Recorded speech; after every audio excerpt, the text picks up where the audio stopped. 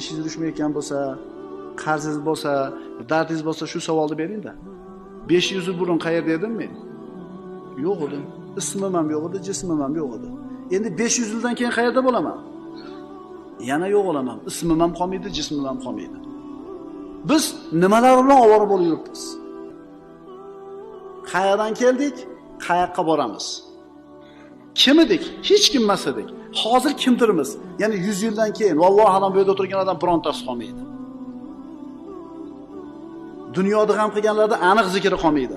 Ammo ilm, ma'rifat yo'lida yurib, bironta bir kitob qoldira olgan bo'lsa, o'sha odamning ismi kim ekan muallifi desa, Burhoniddin Marg'iloniy, Imom Zarnuji, Sirojiddin O'shi, Muhammad ibn Ismoil al-Buxoriy.